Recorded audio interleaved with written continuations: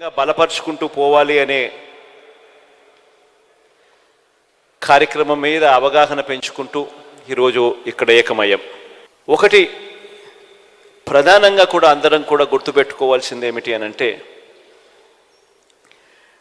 ఎప్పుడైనా కూడా ఒక పార్టీని చూసినప్పుడు ఆ పార్టీలో ఉన్న ప్రతి కార్యకర్త, రాష్ట్ర స్థాయి నుంచి చూసుకుంటే గ్రామీణ స్థాయి వరకు కూడా ప్రతి కార్యకర్త కూడా తమ నాయకుడు ఎలాంటి వాడు అని ఆ నాయకుడిని చూపించి, అదిగో అతనే మా నాయకుడు అని కాలర్ ఎగిరేసుకొని చెప్పే విధంగా ఆ నాయకుడు, ఆ పార్టీ ఉండగలిగితేనే ఏ రోజైనా కూడా ఆ పార్టీకి గౌరవం ఉంటుంది. ఆ పార్టీని నమ్ముకొని ఉన్న క్యాడర్ గ్రామ స్థాయిలో తిరిగినప్పుడు, ఇంటింటికి వెళ్ళినప్పుడు ఆ క్యాడర్కి కూడా ఆ గౌరవం లభిస్తుంది. ఒక పార్టీ అన్నది ఆ మాదిరిగా వ్యవహరించాలి, పార్టీ నాయకుడు అన్నది ఆ మాదిరిగా వ్యవహరించాలి. ఈ వ్యవహరించే అంశంలో ఇందులో మరీ ముఖ్యమైన అడుగు ఏమిటి అంటే విశ్వసనీయత అన్నది. ఈరోజు నేను గర్వంగా కూడా చెప్తా ఉన్నా, వైఎస్ఆర్ కాంగ్రెస్ పార్టీ ఒక్క పార్టీ మాత్రమే బహుశా దేశ రాజకీయాలలో ఏ గ్రామానికి వెళ్ళి, ఏ ఇంటికి వెళ్ళి అడిగినా కూడా విశ్వసనీయత ఉన్న పార్టీ ఒక్క వైఎస్ఆర్ కాంగ్రెస్ పార్టీయే అన్న మాట వినపడుతుంది. ఈ మాట చాలా చాలా చాలా ఒక రాజకీయ నాయకుడికి, ఒక రాజకీయ పార్టీకి చాలా చాలా అవసరమైన మాట ఇది.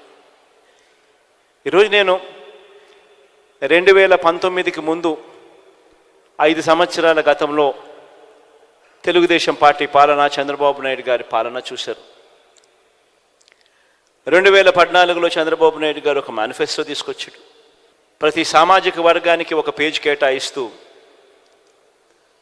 తాను అధికారంలోకి వస్తే అది చేసేస్తాను, ఇది చేసేస్తాను అని చెబుతూ ప్రధానమైన ముఖ్యమైన వాగ్దానాలు కూడా చేశాడు. రైతన్నలకు రుణమాఫీ 87,612 కోట్ల రూపాయలని తెలిసినా కూడా, సాధ్యపడదు అని తెలిసినా కూడా 87,612 కోట్ల రూపాయల రుణమాఫీ నా మొట్టమొదటి సంతకంతోనే మాఫీ చేస్తాను అన్న మాట ఇవ్వడము, మేనిఫెస్టోలో పెట్టడము. అంతటితో ఆగలేదు. బ్యాంకుల్లో పెట్టిన బంగారం ఇంటికి రావాలి అని అంటే బాబు అన్నాడు. పొదుపు సంఘాల రుణాలు అప్పట్లో దాదాపుగా 15,000 కోట్ల రూపాయలు అప్పట్లో ఉన్న ఆ రుణాలన్నీ కూడా మాఫీ చేస్తానన్నాడు.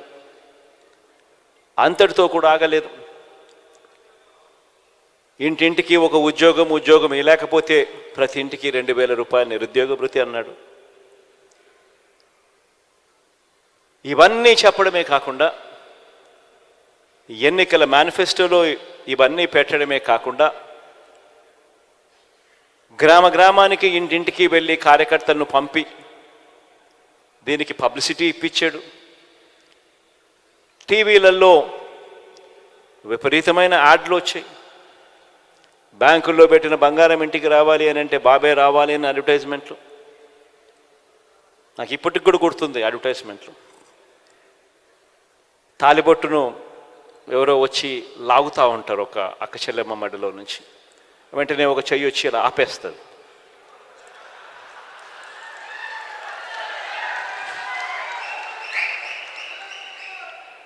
ఆపితే వెంటనే మాటలు వెనకాల నుంచి, బాబు వస్తాడు, బ్యాంకుల్లో పెట్టిన బంగారం ఇంటికి వస్తుంది అని. రకరకాలుగా ఇలాంటి వాగ్దానాలు. 2014లో చంద్రబాబు నాయుడు గారు ఇలాంటి మాటలు చెప్పినప్పుడు మన పార్టీలో కూడా చాలామంది శ్రేయోభిలాషులు కూడా నాకు కూడా చెప్పారు, పోయేదేముంది, ఆయన చెప్తా ఉన్నాడు, సాధ్యం కాదని తెలిసిన ఆయన చెప్తా ఉన్నాడు, మనం కూడా చెప్దాము, పోయేదేముంది, ఎన్నికలు అయిపోతాయి, మన సంగతి మనం చూస్తామని చెప్పి చాలామంది నాతో కూడా అన్నారు. మన పార్టీలోనే ఉన్న వాళ్ళే. తప్పు కూడా కాదు, నేను వాళ్ళకు కూడా తప్పు కూడా అని ఇప్పుడు నేను అన్నను. ఎందుకంటే వాళ్ళు చంద్రబాబు నాయుడు ఒకవైపున అబద్ధాలు ఆడుతూ ఉన్నాడు, కాదు సాధ్యమని తెలిసినా కూడా మోసం చేస్తూ ఉన్నాడు. మనమేమో నీతిగా నిజాయితీగా యుద్ధం చేయాలని మనం అంటా ఉన్నాం. ఈ మాదిరిగా యుద్ధం చేయడం కుదరదు అని నాకు సలహాలు కూడా ఇచ్చారు. కానీ నేనన్నా, విలువలు విశ్వసనీయత అన్న పదానికి అర్థం చెప్పా. చేయగలిగిందే మనం చెప్పాలి, చెయ్యలేము అని తెలిసినప్పుడు నోట్లో నుంచి ఆ మాట రాకూడదు అని చెప్పి.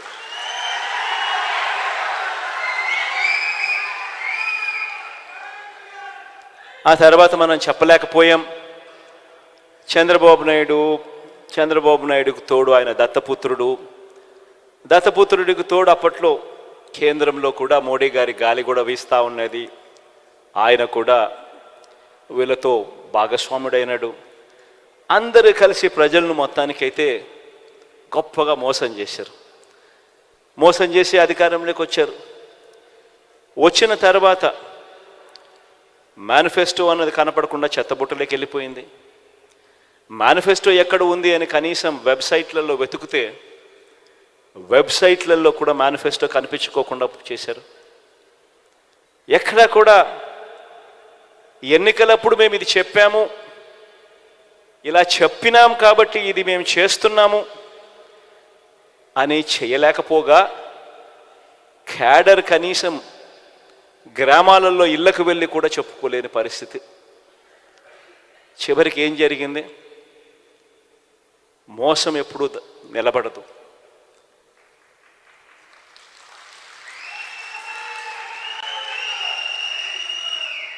చివరికి ప్రజలు ఎంత దారుణమైన తీర్పు ఇచ్చారు అని అంటే, చంద్రబాబు నాయుడు గారి పార్టీ తరపున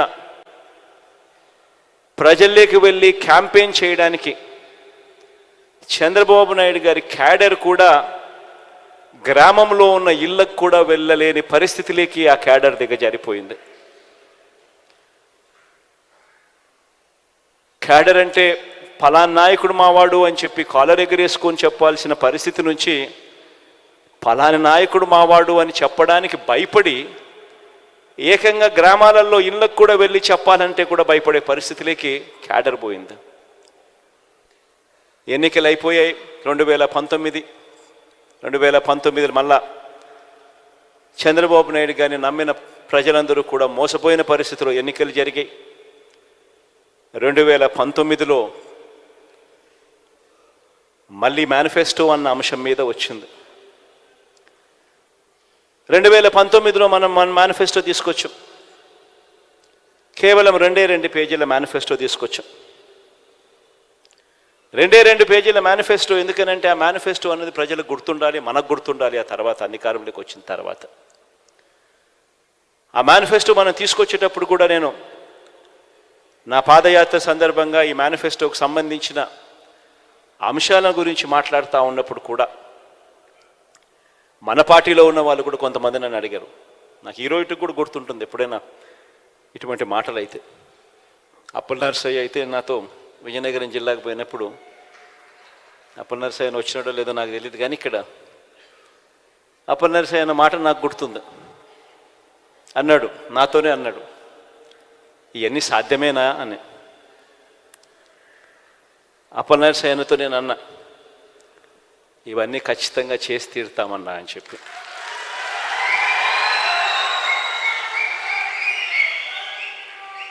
అన్ని ఆలోచన చేసిన తర్వాతనే ఈ నిర్ణయాలకు తీసుకున్నాం. అన్ని ఆలోచన చేసిన తర్వాతనే వీటి గురించి ప్రస్తావిస్తూ ఉన్నాను. ఇందులో చెప్పిన ప్రతి మాట ఖచ్చితంగా నెరవేరుస్తానన్నా అని చెప్పి నేను చెప్పాను. ఈరోజు 5 సంవత్సరాలు మన పాలన తర్వాత 2019లో బహుశా రాష్ట్ర చరిత్రలో ఎప్పుడు గతంలో చూడని విధంగా ఏకంగా 151 స్థానాలు, 175 స్థానాలకు 151 స్థానాలతో అధికారంలోకి వచ్చాం. 25 స్థానాలకు 22 ఎంపీ స్థానాలు గెలుచుకుని అధికారంలోకి వచ్చాం. వచ్చిన తర్వాత 5 సంవత్సరాల మన పరిపాలనలో ఆ మేనిఫెస్టో అనేది ఏదైతే మనం చెప్పామో, ఆ 2 పేజీల మేనిఫెస్టో అని మనం ఏదైతే చెప్పామో, ఆ మేనిఫెస్టో అన్నది నిజంగానే ఒక బైబిల్గా, ఒక భగవద్గీతగా, ఒక ఖురాన్గా భావిస్తూనే చిత్తశుద్ధితో అడుగులు వేశాం. ఈరోజు 5 సంవత్సరాల తర్వాత గర్వంగా కూడా ప్రతి క్యాడర్లో ఉన్న ప్రతి ఒక్కరూ, రాష్ట్ర స్థాయి నుంచి గ్రామ స్థాయి దాకా కూడా ప్రతి ఒక్కరూ కూడా గర్వంగా వెళ్ళి ఎన్నికల ముందు అక్క ఇది చెప్పాం, చెప్పినవన్నీ కూడా చేశాం అని ఏకంగా 99% హామీలన్నీ నెరవేర్చి మేనిఫెస్టో తీసుకొని వెళ్ళి మళ్ళీ ప్రతి ఇంట్లో చూపించి మీరే టిక్కు పెట్టండి అని అడిగే నిబద్ధత, చిత్తశుద్ధి వైఎస్ఆర్ కాంగ్రెస్ పార్టీకి మాత్రమే ఉంది అని కూడా చెప్తా ఉన్నాను. ఈరోజు ఈ మాటలు నేను ఎందుకు చెప్తా ఉన్నానంటే, ఈరోజు రాష్ట్ర వ్యాప్తంగా 87% ఇళ్లకు, ప్రతి కాన్స్టిట్యున్సీలో ఏ కాన్స్టిట్యున్సీ తీసుకున్నా 87% పైచిలకు ఇళ్లకు, గృహాలకు ఈరోజు మన ప్రతి పథకము ప్రతి ఇంటికి కూడా మంచి చేయగలిగాం.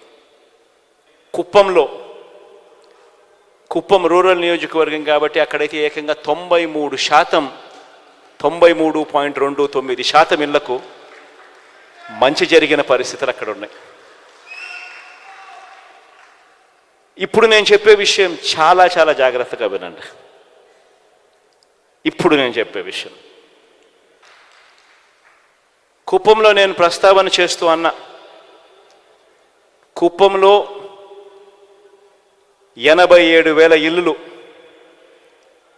87,000 చిల్లర ఇల్లులు కుప్పంలో ఉంటే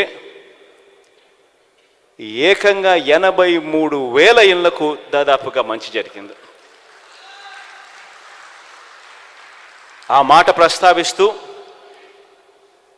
రాష్ట్ర వ్యాప్తంగా మీ జగన్ బటన్ నొక్కడం,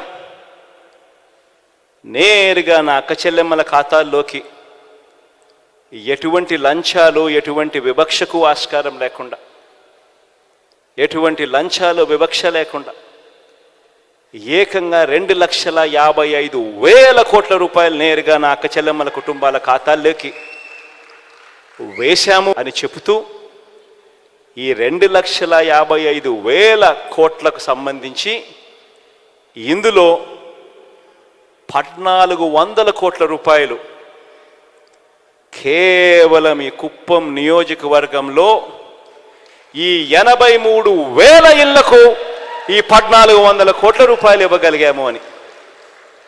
45,000 కుటుంబాలు గతంలో పెన్షన్ అరకొరగా 1,000 రూపాయలు అందుకుంటా ఉన్నవి, మీ జగన్ వచ్చిన తర్వాత దాన్ని 3,000 చేశాడు. పెన్షన్ గతంలో కేవలం 30,000 ఇళ్లకు మాత్రమే వస్తూ ఉన్న పరిస్థితిని మార్చి 45,000 కుటుంబాలకు ఇవ్వడం మొదలుపెట్టింది మీ జగన్ వచ్చిన తర్వాతే అని. ఈ ఒక్క పెన్షన్ కార్యక్రమానికి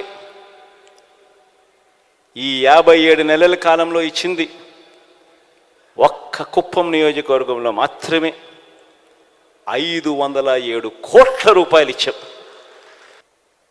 ఇదే మాదిరిగా చేయూత గురించి చెప్పా, ఇదే మాదిరిగా ఆసరా గురించి చెప్పా, ఇదే మాదిరిగా విద్యా దీవెన, వసతి దీవెన గురించి చెప్పా, ఇదే మాదిరిగా అమ్మఒడి గురించి చెప్పా.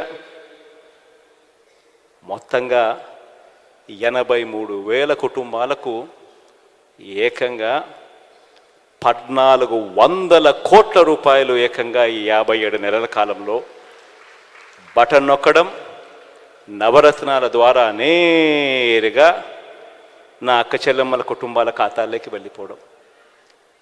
ఈ డబ్బుల్లో కూడా, ఈ 1400 కోట్లలో కూడా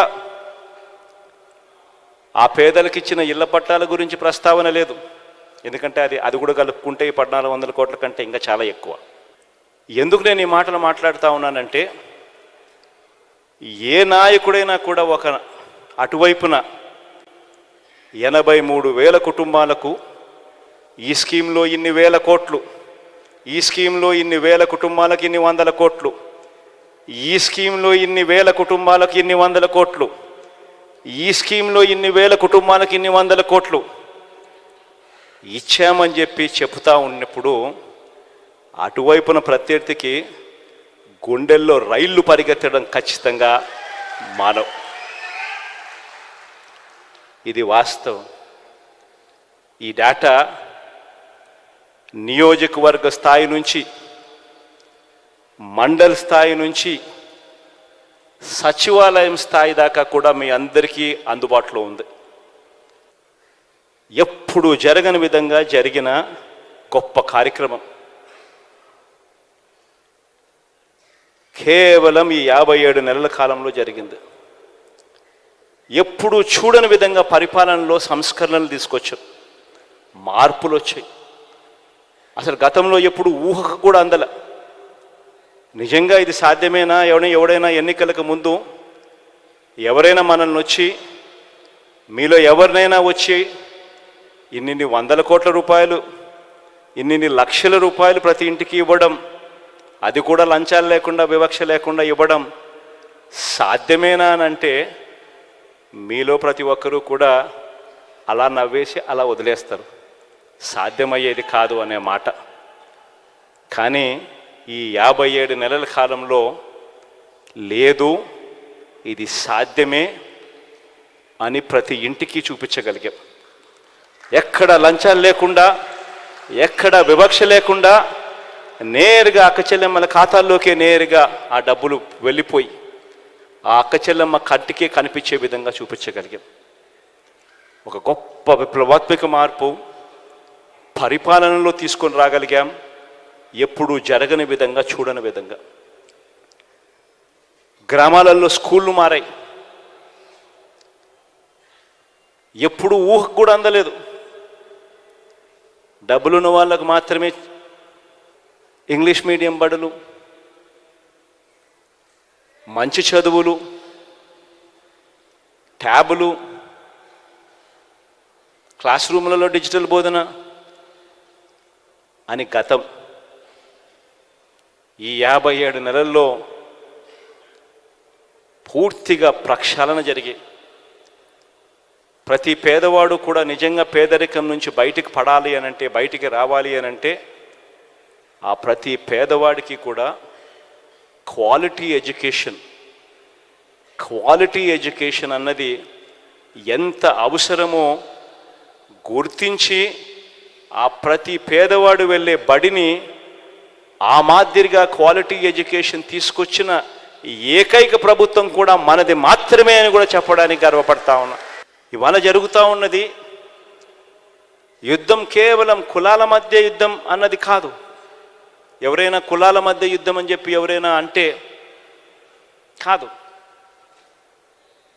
ఈరోజు నా నా నా నా నేను ఎందుకంటా ఉంటానో తెలుసా? ఎందుకంటే వాళ్ళు అట్టడుగున ఉన్న పేదవర్గాలు కాబట్టి. నా ఎస్సీలు, నా ఎస్టీలు, నా బీసీలు, నా మైనారిటీలు అని అంటూనే నా నిరుపేదలను కూడా నేను అంటా.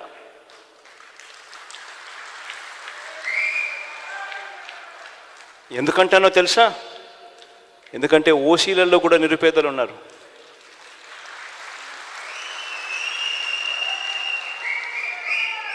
ఇవాళ జరుగుతూ ఉన్నది కులాల మధ్య యుద్ధం కాదు.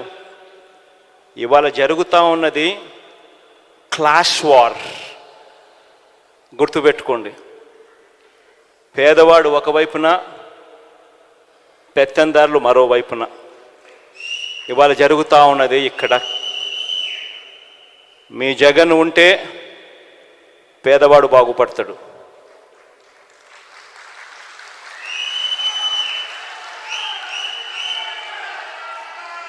మీ జగన్ ఉంటే లంచాలు లేకుండా, వివక్ష లేకుండా బటన్లు కొనసాగుతాయి. ఇంటికే వాలంటీర్ వస్తాడు. చిక్కటి చిరునవ్వులతో అవ్వ తాతలకు తోడుగా ఉంటూ సహాయం అందుతుంది. మీ జగన్ ఉంటేనే బడులు మారుతాయి. పేదవాడు వెళ్ళే స్కూళ్ళు ఇంగ్లీష్ మీడియం అవుతాయి. మీ జగన్ ఉంటేనే గ్రామాలలో విలేజ్ క్లినిక్లు పనిచేయడం మొదలు పెడతాయి. ఆరోగ్య సురక్ష అనే కార్యక్రమం జల్లడబడుతూ ప్రతి పేదవాడికి తోడుగా ఉండే కార్యక్రమం జరుగుతుంది. ఆరోగ్యశ్రీని ఇప్పటికే విస్తరించాం. విస్తరించిన ఈ ఆరోగ్యశ్రీ ఇంకా గొప్పగా పనిచేయడం మొదలు పెడుతుంది. ఏ పేదవాడైనా కూడా అప్పుల పాలు కాకుండా ఆ పేదవాడికి వైద్యం అందే పరిస్థితి కొనసాగాలంటే కేవలం జగన్ ఉంటే మాత్రమే అది సాగుతుంది, జరుగుతుంది.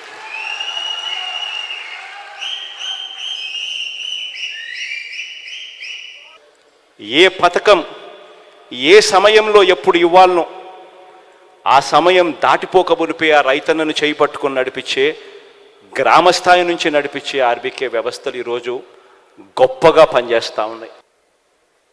ఎప్పుడు ఊహకు కూడా అందలేదు. ఫోన్లలో దిశ యాప్ పెట్టగలుగుతామని ఒక 5 సార్లు ఇలా ఫోన్ చేస్తే చాలు ఒక పోలీస్ సోదరుడు అక్క చెల్లెమ్మ దగ్గరికి వచ్చి అక్క ఏమైంది అని అడిగే పరిస్థితి తేగలుగుతాము అని ఎప్పుడు ఊహకు కూడా అందలేదు. ఈరోజు ఆ ప్రతి అక్క చెల్లెమ్మ ఫోన్లోనూ దిశ యాప్లో ఫోన్ 5 సార్లు షేక్ చేసినా చాలు, లేదా SOS బటన్ నొక్కినా చాలు, 10 నిమిషాల్లోనే వెంటనే పోలీసు సోదరుడు వెంటనే ఫోన్ చేస్తున్నాడు, 10 నిమిషాల్లో ఇక్కడికే వచ్చేస్తున్నాడు. ఎప్పుడు ఊహకు కూడా తట్టలేదు ఇట్టని చేయగలుగుతామని. మొట్టమొదటిసారిగా గ్రామాలలోనే ఒక మహిళా పోలీస్. ఇవన్నీ కూడా ఎప్పుడూ చూడని విధంగా జరిగిన మార్పులు. ఇవన్నీ కూడా ప్రతి పేదవాడి ఇంటికి తీసుకొని పోవాలి. ఇవన్నీ కొనసాగాలి అని అంటే కేవలం మళ్ళీ జగన్ అయితేనే ఇవన్నీ కొనసాగుతాయన్న మెసేజ్ తీసుకొని పోవాలి.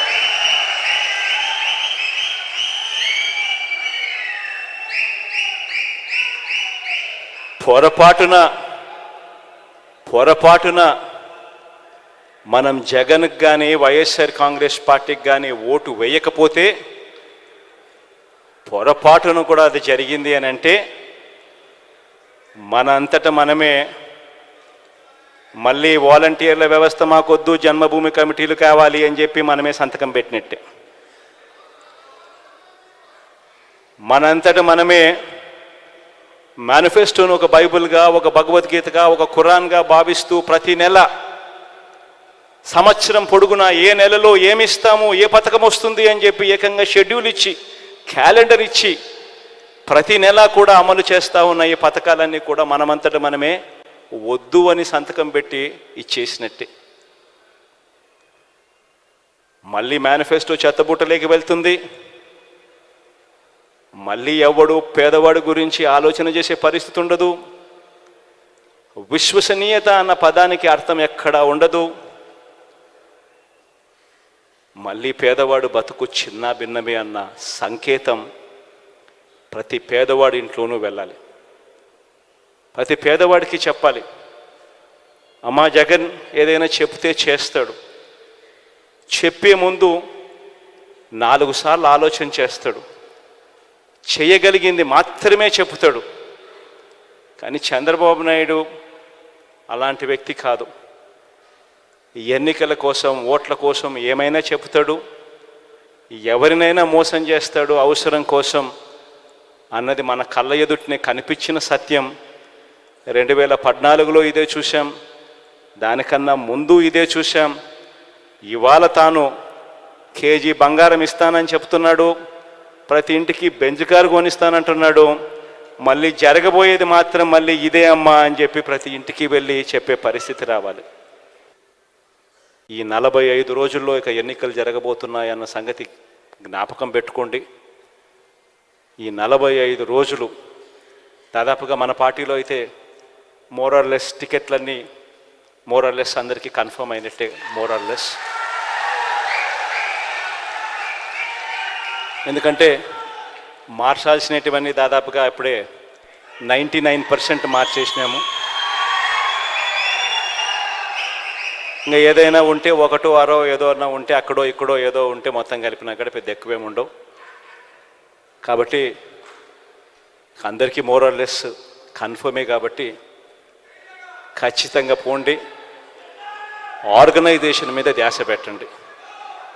ఇంతగా ప్రతి ఇంటికి మంచి చేసి ఇదిగో ఇన్ని లక్షలు మీ ఇంట్లో మంచి జరిగింది అని చెప్పి ఏకంగా లెటర్ల రూపకంలో ఇచ్చి ఆ జరిగిన మంచిని చెప్పగలిగిన పరిస్థితి బహుశా దేశ చరిత్రలో ఏ పార్టీ కూడా తమ ఎమ్మెల్యే అభ్యర్థులకు ఇచ్చిన పరిస్థితి ఎప్పుడూ ఉండకపోవచ్చు.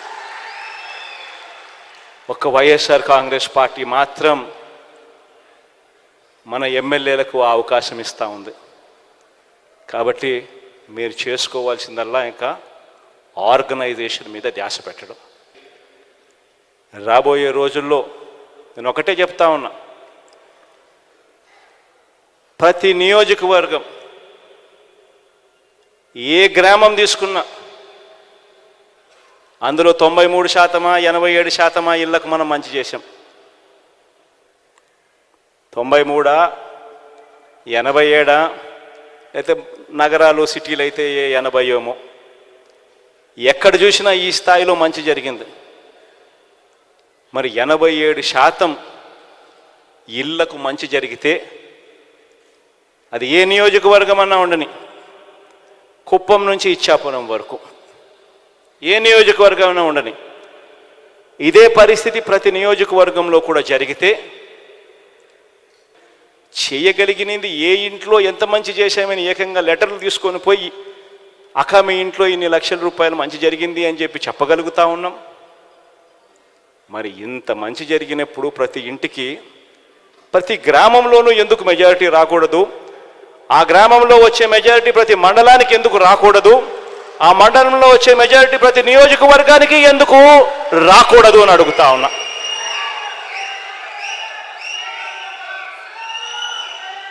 అది కుప్పమైనా సరే, ఇచ్చాపురమైనా సరే ఎందుకు జరగకూడదు అని అడుగుతా ఉన్నా. ఎస్, కొద్దో గొప్ప మన ప్రత్యర్థులు రకరకాల కాస్ట్ ఫీలింగ్స్ తీసుకొస్తారు. ఎందుకనంటే ఇక్కడ జరిగేది కాస్ట్ వార్ కాదు, ఇక్కడ జరిగేది క్లాష్ వార్. పేదవాడు బ్రతకాలి అనంటే వైఎస్ఆర్ కాంగ్రెస్ పార్టీ రావాలి,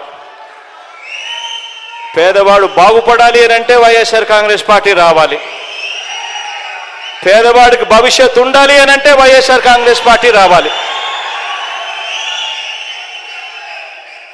ఈ అంశం ప్రతి ఇంటికి కూడా వెళ్ళి చెప్పగలగాలి.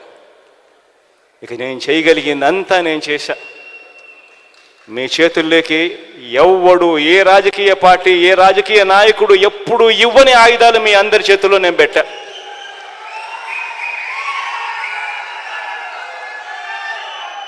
ఇక ముందుకు తీసుకొని పోయి ఈ ఎన్నికల్లో గెలిచి రావాల్సిన బాధ్యత ఇక కేవలం మీ మీద, ఈ 45 రోజుల్లో మీరు చేసే ఆర్గనైజేషన్ స్ట్రెంగ్త్ మీద మాత్రమే ఆధారపడి ఉంది అని చెప్పి మాత్రం చెప్తా ఉన్నా. ప్రతి ఒక్కరూ కూడా రెట్టించిన ఉత్సాహంతో పోండి. మంచి చేశాం, మంచి చేసి ఓటు అడుగుతా ఉన్నామన్న ఒక గొప్ప సంతృప్తితో పోండి. పోయి ఈసారి మాత్రం లాస్ట్ టైం నాకు 151 వచ్చాయి, లాస్ట్ టైం 22 ఎంపీలు వచ్చాయి. ఈసారి మాత్రం 175కు 175 రావాల్సిందే. ఆ దిశగానే అడుగులు పడాలి. 25కి 25 ఎంపీలు రావాల్సిందే అన్న దిశగానే అడుగులు పడాలి. ఆ దిశగానే అంతే కాన్ఫిడెన్స్తో అడుగులు వేయమని చెప్పి మీ అందరికీ కూడా all the very best wishes తెలియజేస్తూ సెలవు తీసుకుంటా ఉన్నాను.